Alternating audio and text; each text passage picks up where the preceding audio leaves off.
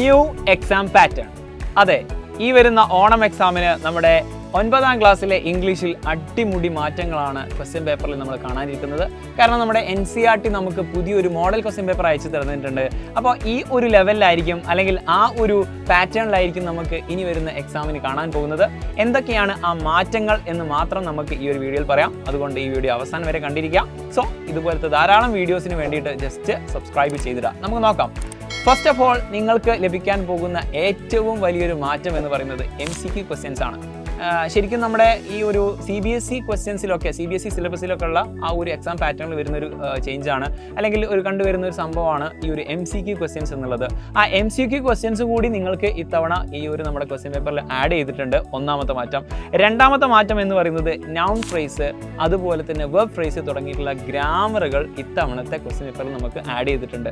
മൂന്നാമത്തെ മാറ്റം എന്ന് പറയുന്നത് നമ്മൾ ഓൾറെഡി പറഞ്ഞ ഈ ഒരു MCQ തന്നെ കുറച്ചുകൂടി ടഫർ ആയിട്ടുള്ള രീതിയിൽ, അതായത് നോർമൽ MCQ ഉണ്ട് പ്ലസ് MCQ തന്നെ 4 ഓപ്ഷൻ കൊടുക്കും. എന്നിട്ട് ആ ഓപ്ഷൻ ആയിരിക്കില്ല നമ്മൾ ക്ലിക്ക് ചെയ്യേണ്ടത് അല്ലെങ്കിൽ നമ്മൾ സെലക്ട് ചെയ്യേണ്ടത്. ആ ഓപ്ഷനിൽ തന്നെ Aയും Bയും ആണോ, Bയും Cയും ആണോ, Cയും Dയും ആണോ, അങ്ങനെ തുടങ്ങിയിട്ടുള്ള കുറച്ചുകൂടി ടഫർ ആയിട്ടുള്ള MCQകൾ സെപ്പറേറ്റ് വേറെ തന്നെയുണ്ട്. അത് മൂന്നാമത്തെ മാറ്റം. ഇനി നാലാമത്തെ മാറ്റം എന്ന് പറയുന്നത് ഷോർട്ട് എസ്സേ ആണ്.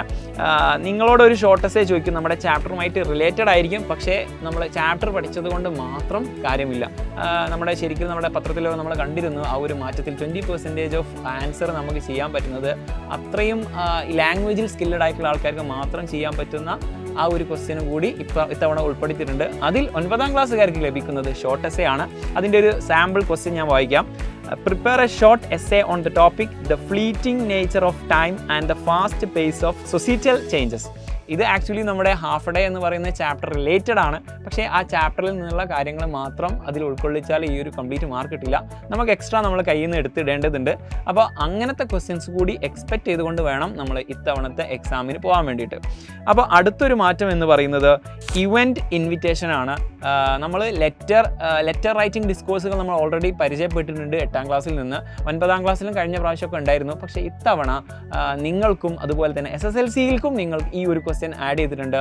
ഒരാളെ ഒരു പ്രോഗ്രാമിലേക്ക് ഇൻവൈറ്റ് ചെയ്യാം, അല്ലെങ്കിൽ ഒരു ഇവൻറ്റ് ഇൻവൈറ്റിംഗ്, പണ്ടൊക്കെ നോട്ടീസ് ഉള്ളത് പോലെ തന്നെ ഇപ്പോൾ ഇവൻറ്റിലേക്ക് അവരെ ലെറ്റർ മുഖേന ഇൻവൈറ്റ് ചെയ്യുന്ന ക്വസ്റ്റ്യൻസും നമുക്ക് ഇത്തവണത്തെ ക്വസ്റ്റ്യൻ പേപ്പറിൽ പ്രതീക്ഷിക്കാം. അതുപോലെ തന്നെ പിക്ചർ ബേസ്ഡ് ക്വസ്റ്റ്യൻ, അതായത് ഏതെങ്കിലും ഒരു പിക്ചർ നമ്മുടെ ചാപ്റ്ററിലുള്ള ഏതെങ്കിലും, ഇത് കഴിഞ്ഞ 9ാം ക്ലാസ്സുകാർക്ക് ഉണ്ടായിരുന്നു, പക്ഷേ നിങ്ങൾക്ക് 8ാം ക്ലാസ്സുകാർക്ക് പരിചയമില്ലാത്തതുകൊണ്ട് പറയാണ്. പിക്ചർ ബേസ്ഡ് ക്വസ്റ്റ്യൻ എന്ന് പറഞ്ഞാൽ നമ്മുടെ ചാപ്റ്ററിൻ്റെ ഏതെങ്കിലും ഒരു പിക്ചർ നമുക്ക് ക്വസ്റ്റ്യൻ പേപ്പറിൽ തരും.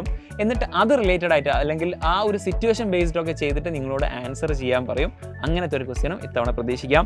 അടുത്തത് ക്വസ്റ്റ്യൻ മേക്കിംഗ് ആണ്. ഏതെങ്കിലും ഒരു പാരഗ്രാഫ് തന്നിട്ട്, പണ്ടൊക്കെ ആണെങ്കിൽ നമുക്ക് ഒരു പാരഗ്രാഫ് തന്നിട്ട് അൺനോൺ പാസേജ് തന്നിട്ട് അതിൽ നിന്ന് ക്വസ്റ്റ്യൻ്റെ ആൻസർ ചെയ്യുക എന്ന് പറയുന്ന സമയത്ത് നമുക്ക് കമ്പാരിറ്റീവ്ലി ഈസിയാണ്. കാരണം ആ ഒരു ക്വസ്റ്റ്യനിലുള്ള വേർഡുകൾ എവിടെയാണ് നമ്മുടെ പാരഗ്രാഫിലുള്ളതെന്ന് നമുക്ക് മനസ്സിലാക്കി കഴിഞ്ഞാൽ ഈസി ആയിട്ട് ആൻസർ ചെയ്യാൻ പറ്റുമായിരുന്നു. ഇപ്പം അങ്ങനെയല്ല, പാസേജ് തന്നിട്ട് ആ പാസേജിൽ നിന്ന് ക്വസ്റ്റ്യൻ ഉണ്ടാക്കാനാണ്. സോ അതിന് കുറച്ചുകൂടി നമ്മൾ സ്കില്ലഡ് ആവേണ്ടിയിരിക്കുന്നു, നമ്മൾ പ്രാക്ടീസ് ചെയ്യേണ്ടിയിരിക്കുന്നു.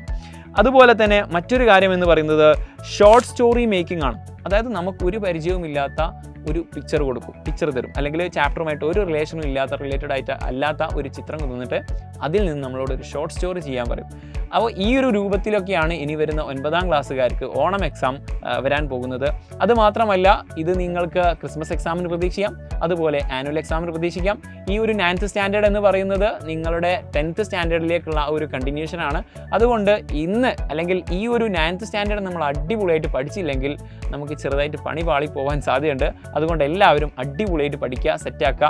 ഈ ഒരു ഓണം എക്സാമിന് മാത്രമല്ല, ക്രിസ്മസ് എക്സാമിനും ആനുവൽ എക്സാമിനും നിങ്ങൾക്ക് നല്ല രീതിയിൽ മാർക്ക് വാങ്ങണം. അതിന് നല്ല രീതിയിലുള്ള പ്രാക്ടീസും പ്ലാനും നിങ്ങൾക്ക് ആവശ്യമുണ്ട്. അതിന് വേണ്ടിയിട്ട് തന്നെയാണ് സൈലം നിങ്ങൾക്ക് ഓൾറെഡി നമ്മുടെ നിഞ്ച ബാച്ച് നിങ്ങൾക്ക് ഇവിടെ അവൈലബിൾ ആയിട്ടുള്ളത്. അപ്പോൾ നിഞ്ച ബാച്ചിൽ ഇനിയും ജോയിൻ ചെയ്യാത്ത ആൾക്കാർ എത്രയും പെട്ടെന്ന് ജോയിൻ ചെയ്യുക. ഇപ്പോൾ നിങ്ങൾ ജോയിൻ ചെയ്യുകയാണെങ്കിൽ FTE10 എന്നുള്ള ഈ ഒരു കൂപ്പൺ കോഡ് ഉപയോഗിച്ചുകൊണ്ട് 10% ഓഫറിൽ നിങ്ങൾക്ക് ഈ ഒരു നിഞ്ച ബാച്ച് സബ്സ്ക്രൈബ് ചെയ്യാൻ പറ്റും. കാരണം എന്താണെന്ന് വെച്ച് കഴിഞ്ഞാൽ നമ്മുടെ ഫ്രീഡം അല്ലെങ്കിൽ ഇൻഡിപെൻഡൻസ് ഡേ റിലേറ്റഡ് ആയിട്ടാണ് ഈ ഒരു ഓഫർ നിലനിൽക്കുന്നത്.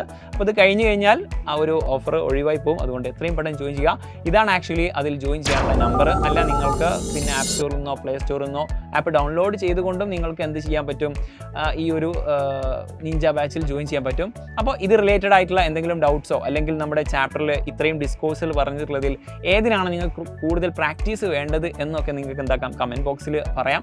നമുക്ക് അത് റിലേറ്റഡ് ആയിട്ട് ധാരാളം വീഡിയോസ് ചെയ്യേണ്ടതുണ്ട്. അപ്പോൾ ഇതുപോലത്തെ ധാരാളം വീഡിയോസിന് വേണ്ടി സബ്സ്ക്രൈബ് ചെയ്തിടാം. നമുക്ക് മറ്റൊരു വീഡിയോ ആയിട്ട് വീണ്ടും കാണാം. Thank you. ബൈ.